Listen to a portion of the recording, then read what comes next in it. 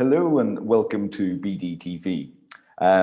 We come to you on this rather rainy Thursday with some bright ideas about what's happening in the economy over the next few months.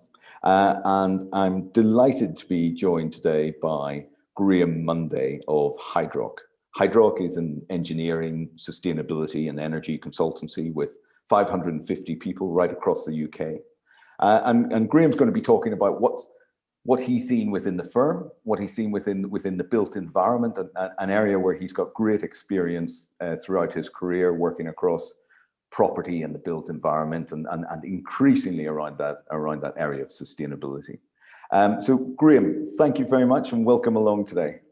Thank you, Peter. Thank you so much for having me. It's a pleasure. Thank you. Good.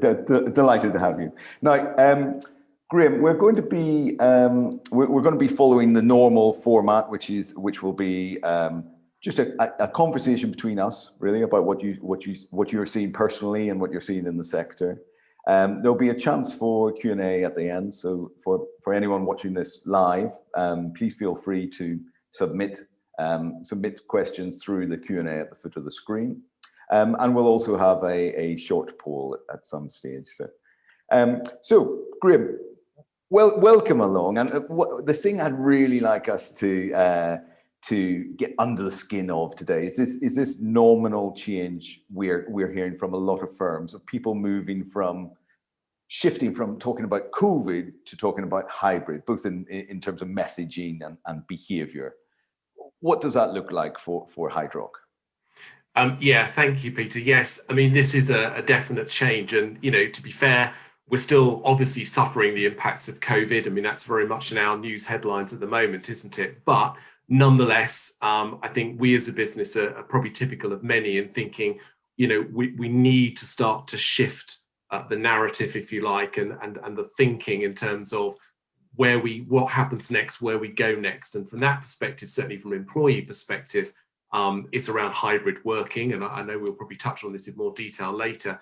I mean, just to kind of give you almost a small, subtle example of the kind of things that we've started to do, even internally on our intranet. We've had now for a long time a section around COVID, rightly so, because it's had details for staff about what you do if you're furloughed, health and safety rules, what happens if you've got COVID, how can you book a desk and go to an office, what should you do about visiting sites, etc. But I've said, look, I think the time has come now. We've done a lot of comms around hybrid. I think the time has come now to archive that and actually within the intranet have a section that's actually now more about the return to the office and hybrid working and how that's going to work, etc. So it's just that little subtle shift in terms of, right, where are we moving on to now? Yeah, no, that's interesting. So you say dispensing with the terminology COVID and moving to hybrid, and that's within Hydrock. What are you seeing now? You're one of the first guests we've had for talking about the property sector. We've been dominated by very good representatives from law and accountancy and finance so far. But what do you see changing? It's so interesting in terms of what we can see on the high streets. What are you seeing from within the sector?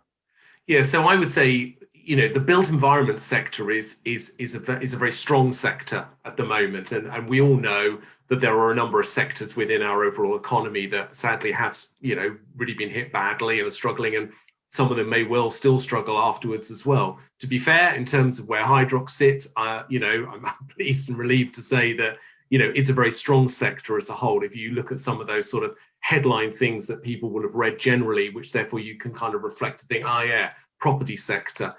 You think about the fact that towards the end of last year, the government announced their 10-point plan in terms of a green infrastructure, the green industrial revolution. There's an abundance of things there that come into our sweet spot in terms of power, green finance that you can access, nuclear, transport, mobility, etc., etc.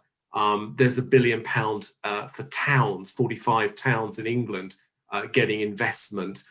There's the free ports, huge, 8 of them. These are huge areas that need that infrastructure and investment. So as a sector, it's in a very healthy place. Its challenges, dare I say, sort of downstream are the price of timber, which is shot up 100%, the price of steel and the availability of steel, and things like this. So there is a challenge within the sector, particularly from the construction end, in terms of availability and cost, and some of that's pandemic, some of it's Brexit related. But in terms of the opportunity around infrastructure, and then from the perspective of energy and sustainability, and how you are minimizing carbon, fitting in with the various regulations. We've got some big targets to reach in terms of reducing carbon emissions. Then it's a sector with a lot going on and a lot happening in it.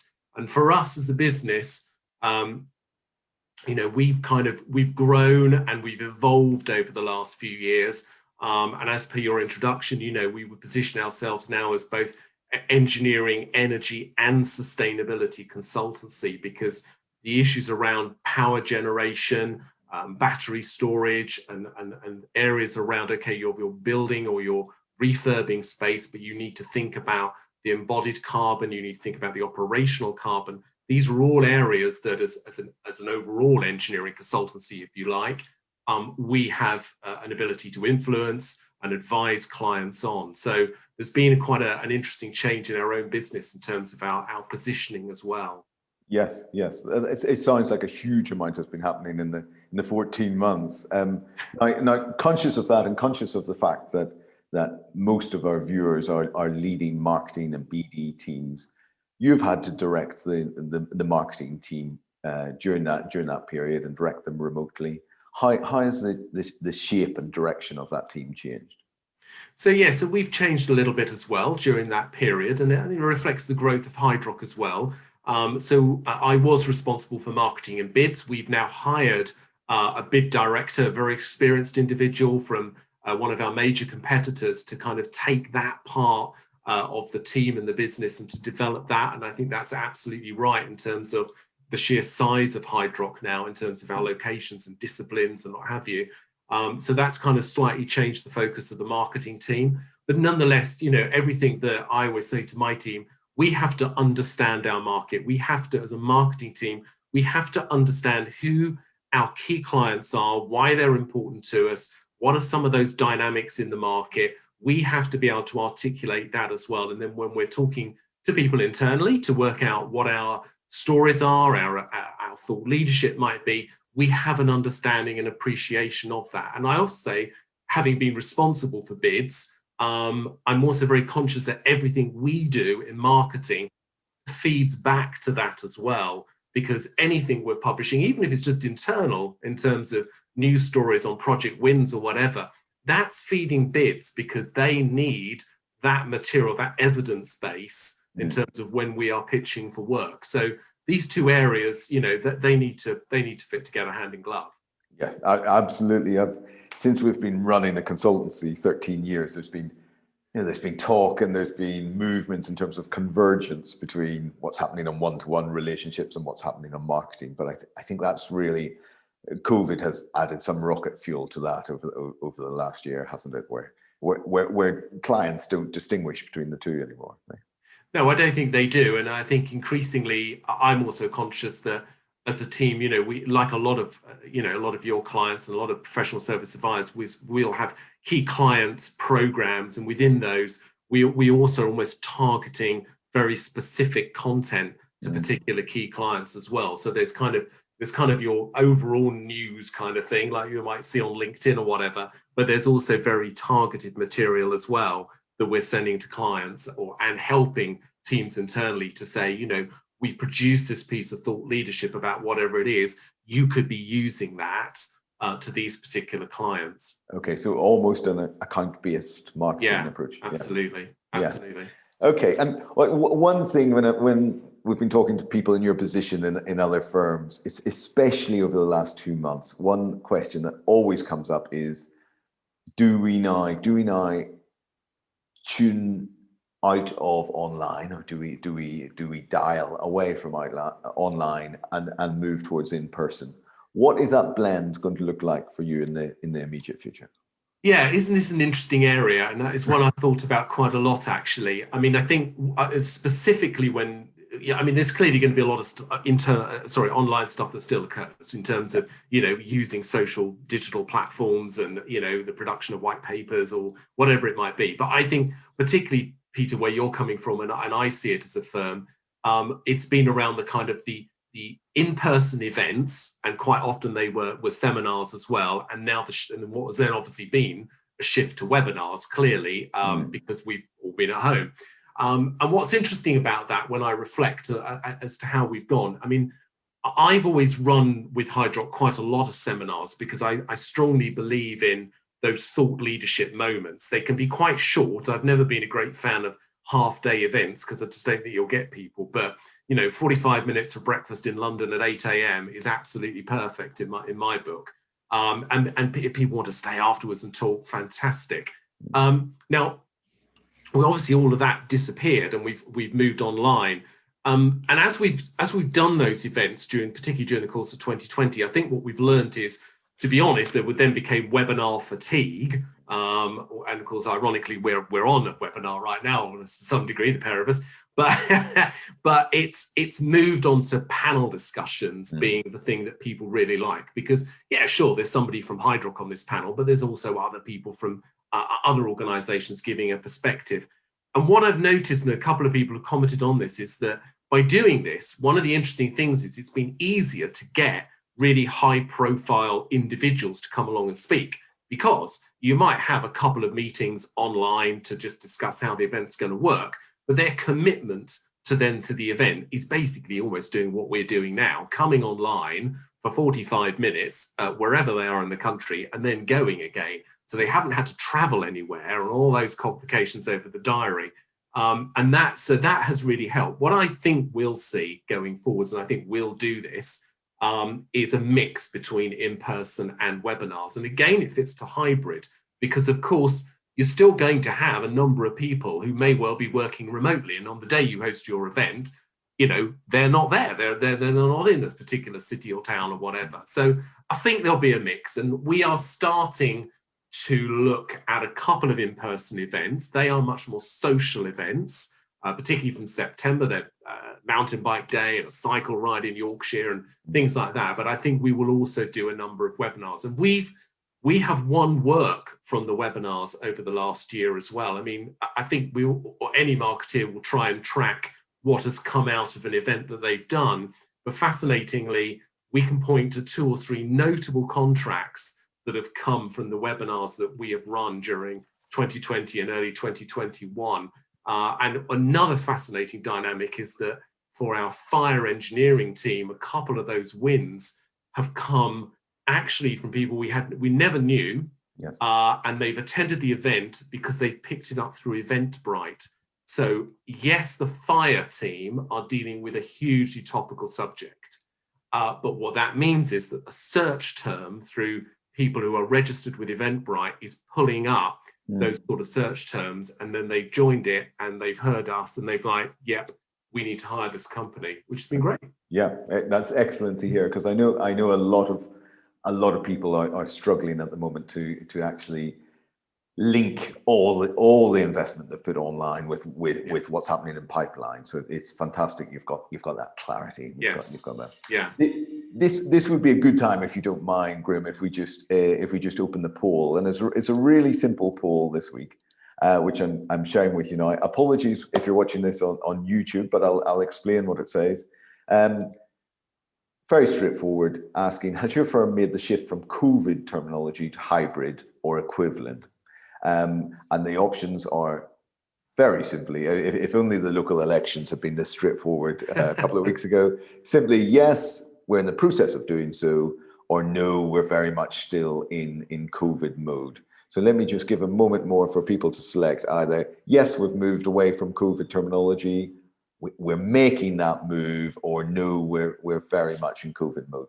Okay, I will just end the poll now, and I will share the results back. And Graham, I'd invite your comment on that. We've only below 20% of people saying that they're still very much in COVID mode.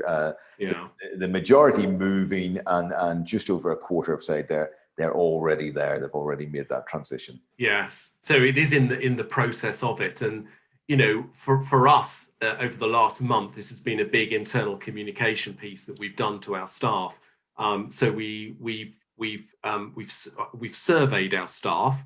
We actually called it a preference audit, not a survey. But we did a poll, and we've done a lot of polls very similar to what you've just seen then, actually, with our staff over the last year or so, and raised, you know, 2 or 3 questions. They've been very well received, actually, very high response rate.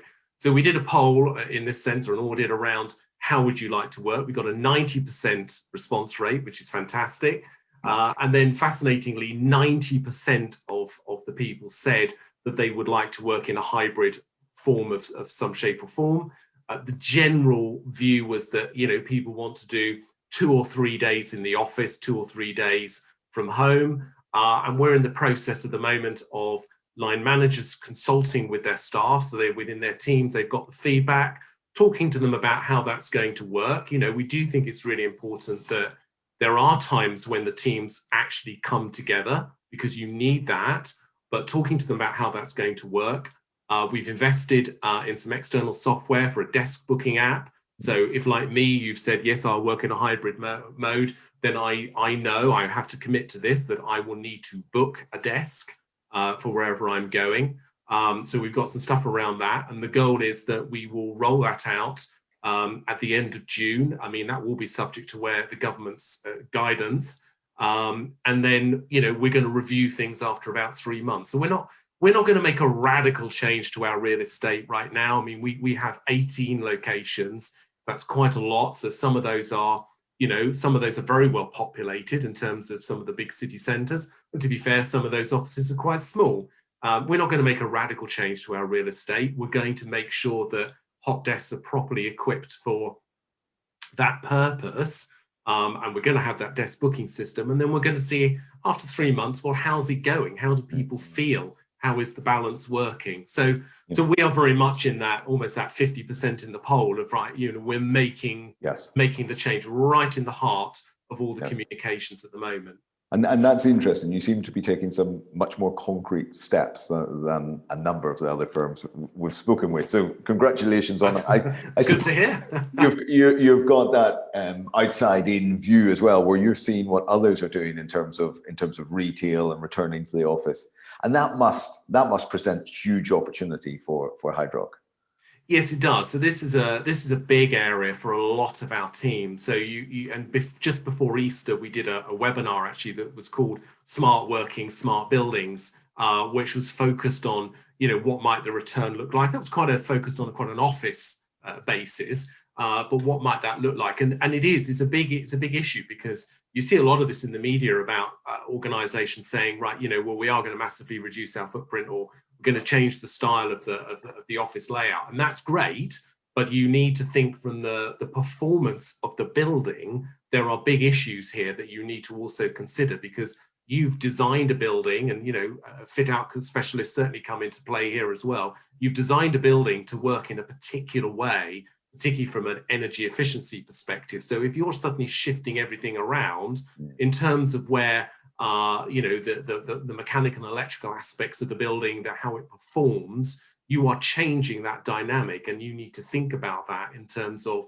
almost the internal structure of the building, in terms of getting the most efficiency from your systems. Otherwise, you're potentially wasting energy, or potentially, you know, your carbon emissions are being affected. And there are subtle effects as well around acoustic design. You know, if you design it in one way and then suddenly you kind of just shift everything, but you don't think about, well, what about the impact on acoustic design?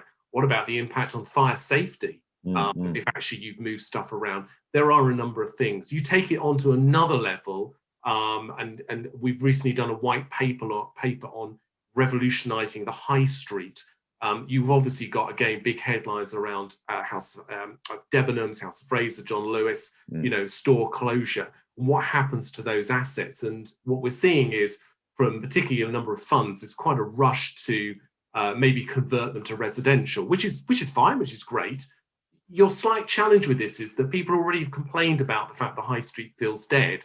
But if you are only using residential, then you don't have high street is the challenge.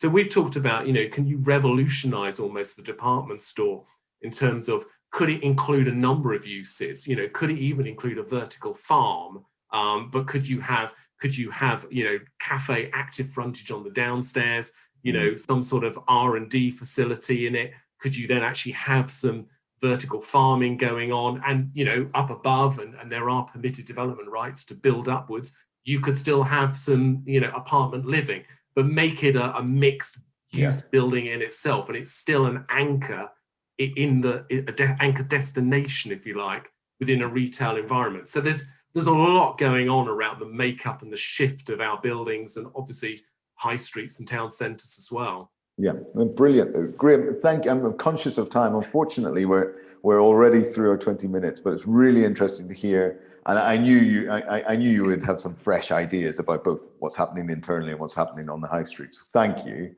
Thank you. One final question we ask all our guests now. We are unlocking. We're allowed back inside cafes and restaurants now, and number restrictions are going to reduce, all being well.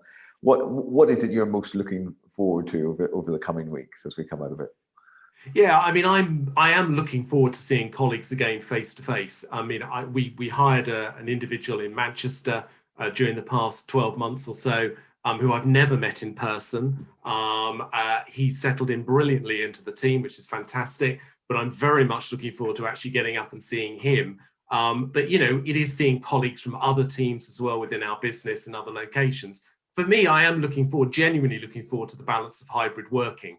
I think there's something to be said for both aspects of some time at home and some time in the office. But I am also looking forward to, catching up with colleagues all over the country face to face. Yes, I second that. Graham, it's been an absolute pleasure to speak with you. Thanks to everyone. Thank you, and thanks to everyone who's watched this. We're back in a month, same time, same place. Take care.